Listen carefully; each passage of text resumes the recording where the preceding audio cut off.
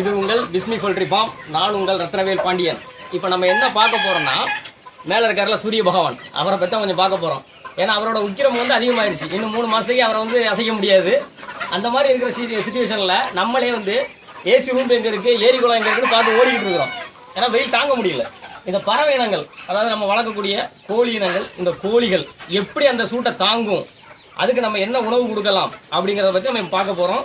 உணவுன்னு சொல்றத நல்லா தண்ணியை பார்த்துடலாம். தண்ணியை வந்து நம்ம எப்படி கொடுக்கணும், எந்த மாதிரி கொடுக்கணும் அப்படிங்கிறத பார்க்கணும். இந்த தண்ணி நம்ம கொடுக்குற தண்ணி வந்து அதுக்கு உடல் குளிர்ச்சியாகவும் இருக்கணும், அதே நேரத்தில் ஆன்டிபயோட்டிக்காகவும் இருக்கணும். ஏன்னா நமக்கு இந்த வெயில் நேரங்களில் தான் நிறைய நோய்கள் வருது. வெள்ளை கழிச்சலாக இருக்கட்டும், அம்மை நோயாக இருக்கட்டும், ஹீட் ஸ்ட்ரோக், அதாவது இழுத்து வலிப்பு அந்த மாதிரி விழுந்து சாகும். இந்த மாதிரி இருக்கிறதுக்கு தண்ணி, நீர் முதல்ல ரொம்ப முக்கியம். ஒரு மனிதனாக இருக்கட்டும், விலங்குகளாக இருக்கட்டும், பறவைகளாக இருக்கட்டும், யாராக இருந்தாலும் நீர் ரொம்ப முக்கியம். அந்த நீரை பற்றி நம்ம பார்க்க போகிறோம். ஒன்றும் இல்லை, நம்மள இருக்கிற சுற்றி இருக்கிற விஷயங்களை வச்சு நம்ம அந்த கோழிகளுக்கு உடல் எப்படி குளிர்ச்சி பண்ணலாம் அப்படிங்கிறத நம்ம பார்க்கலாம். ஒன்றும் இல்லை, முதல்ல வந்து வைக்கக்கூடிய தண்ணீர் சுத்தமாக இருக்கணும். சுத்தம் இல்லைனாலே அங்கே வந்து ஆரோக்கியம் இல்லை. சுத்தமாக இருக்கணும். சுத்தமாக இருக்கிற தண்ணிகள் வந்து நம்ம எப்படி கொடுக்கணும்னா, அந்த கொடுக்கக்கூடிய ட்ரிங்கர் இது எல்லாமே வந்து நல்லா சுத்தமாக டெய்லி தினமும் அதை கழுவி, நம்ம சாப்பிட்டா எப்படி பாத்திரத்தை கழுவுறோமோ அதே மாதிரி இதை ஃபுல்லாக சுத்தமாக கழுவி நீட்டாக கொடுக்கணும். சீரகம், இந்த சீரக தண்ணி வந்து உடலை குளிர்ச்சிப்படுத்தக்கூடியது ஒன்று. இரண்டாவது வந்து கீழா நெல்லி, நம்ம வேலிக்காட்ட கிடக்கும், எல்லாமே சிட்டிகளில் எடுக்கிறது கொஞ்சம் கஷ்டமாக இருக்கும், கிராமங்கள் நிறைய கிடைக்கும். இதை பறித்து இதை அரைச்சி இதை கலந்து தண்ணீர் கொடுக்கலாம். இது வந்து வெப்பத்தையும் குறைக்கும். மனிதனுக்கு வந்து சூட்டினால் வரக்கூடிய மஞ்சள் காமாலை நோயை கூட அது குணப்படுத்துது. அப்படிங்கும்போது இது கோழிகளுக்கும் அதோட லிவர்களுக்கும் நல்லாவே ஒரு ஹெல்த்தியான ஒரு ஆகாரம் நீர். இரண்டாவது குப்பை மேனி. குப்பை மேனியும் இதே கதை தான். உடல்ல விஷங்கள் இருந்தால் கூட அந்த விஷத்தன்மை இறக்கக்கூடிய வந்து ஒரு தன்மை வந்து அந்த குப்பை மேனிக்கு உண்டு. இந்த குப்பை மேனி நம்ம அரைச்சி இதை கலந்து நம்ம தண்ணீராக கொடுக்கலாம். அப்படி இல்லைன்னு சொன்னீங்கன்னா நெல்லிக்காய், பெரிய நெல்லிக்காய் இருக்குல்ல, அந்த நெல்லிக்காய் எடுத்து சில பேர் மிக்சியில் அரைச்சி அந்த தண்ணியில் கொடுக்குறாங்க. அப்படி இல்லைன்னு சொன்னால் கூட அதை விதையை எடுத்துட்டு அதை லைட்டாக கல் வச்சு நசுக்கி அப்படியே நம்ம ட்ரிங்கரில் போடுறோம், இல்லை தண்ணி வைக்கிற இடத்துல தண்ணிக்குள்ள போட்டோம்னா அது வந்து ஊறிக்கிட்டே இருக்கும். அதை தண்ணிகள் நீர் எடுக்கும்போது கோழிகள் வந்து அந்த வெப்பத்திலிருந்து கொஞ்சம் குறைச்சிக்கலாம். அடுத்து கற்றாழை, சோற்று கற்றாழை இருக்குது. இதுவும் ஒரு நல்ல குளிர்ச்சியை கொடுக்கக்கூடியது.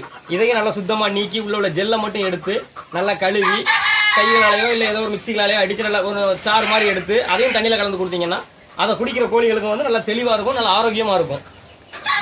அடுத்தது என்ன பார்க்க போகிறோன்னு சொன்னீங்கன்னா மஞ்சள். இது வந்து ஆன்டிபயோட்டிக்னு சொல்கிறாங்க.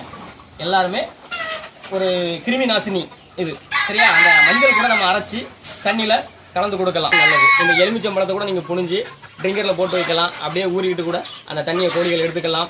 நோய்கள் அண்டாது. ஓரளவுக்கு நம்ம கொடுத்துருக்கிறது இந்த வெந்தயம், இதுவும் வந்து தண்ணியில் ஊற வச்சு நீங்கள் கொடுக்கலாம். இல்லை அப்படியே போட்டால் கூட அது சாப்பிடும், ஒன்றும் பிரச்சனை. இது எல்லாமே உடம்புக்கு குளிர்ச்சியானது. இந்த வெயிலை வந்து சமாளிக்கணும்னா அதுகளால் முடியாது. நம்ம தான் அதை கவனித்து எடுக்கணும். இந்த மாதிரி தண்ணிகள் கொடுத்தீங்கன்னாலே உங்களோட கோழிகள் தாகம் இல்லாமல் ஓரளவுக்கு நல்ல ஆரோக்கியமாகவும் இருக்கும். தண்ணிகள் பற்றாக்குறை வருதுன்னா அந்த வாயை பார்த்தீங்கன்னாலே தெரியும். ஒரு சில கோழிகள் வந்து இந்த வாயை பிளந்து மூடிக்கிட்டே நிற்கும். நினைக்கல, இந்த மாதிரி தண்ணி தாகத்தில் இருக்கும்போது இந்த மாதிரி இருக்கும். அந்த உட்காந்துருக்குது. இந்த மாதிரிலாம் தண்ணி தாகங்கள் இருக்கும்போது இந்த மாதிரி தான் இருக்கும். நல்ல தண்ணிகள் எடுத்துருச்சு, அந்த ஹீட் அதுகளுக்கு வந்து இதாகுது, உடல் சூடு வந்து டெம்பரேச்சர் கரெக்டாக இருக்குது. ஏன்னா கோழிகள் வந்து இயற்கையாகவே உடல் சூடு அதிகமானது. இந்த சூட்டை குறைக்கணும்னா இப்போ அவர் சூரிய பகவான் பண்ணுற வேலையால் அது மறுபடியும் ஹீட் அதிகமாச்சுன்னா ஏகப்பட்ட பிரச்சனைகள் வரும். இந்த பிரச்சனைகளை சமாளிக்கணும்னா கொடுக்கக்கூடிய தண்ணி, இந்த வெயில் காலத்தில் கொடுக்கக்கூடிய தண்ணி நல்ல குளிர்ந்த ஆகாரமாக, அதே இது உடலுக்கு ஆரோக்கியமானதும் கொடுங்க. கோழிகள் எல்லாமே நல்லா இருக்கும். நம்ம வீடியோ எல்லோரும் பார்க்குறீங்க, ரொம்ப சந்தோஷம். சப்ஸ்கிரைப் பண்ணி வச்சுக்கோங்க நம்ம சேனலை. பெல் பட்டன் அழுத்திக்கோங்க, ஆல் பண்ணிக்கோங்க. அப்போ தான் நாங்கள் அடுத்தடுத்து கொடுக்கக்கூடிய வீடியோக்கள் எல்லாமே உங்களுக்கு பயனுள்ளதாக இருக்கும். நீங்கள் மட்டும் இல்லை, சுற்றி இருக்கிற 4 பேருக்கு அதை சொல்லலாம். ஷேர் பண்ணுங்கள்.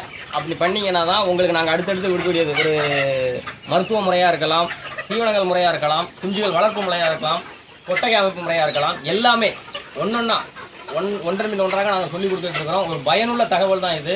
கோழியே வளர்க்க தெரியாது எனக்கு அப்படின்னு இருக்கிறவங்க கூட நாங்கள் சொல்கிற வீடியோக்கள் பார்த்து நீங்கள் அப்படியே ஃபாலோ பண்ணிங்கன்னா கொஞ்சம் ஓரளவுக்கு ஈஸியாக நம்ம கொண்டு வந்துடலாம்.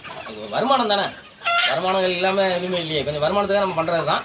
இது வந்து தைரியமாக நீங்கள் பண்ணலாம். அதனால் வீடியோக்களை கொஞ்சம் பார்த்து சப்ஸ்கிரைப் பண்ணுங்கள், எல்லாமே செய்யுங்க, ஷேர் பண்ணுங்கள்.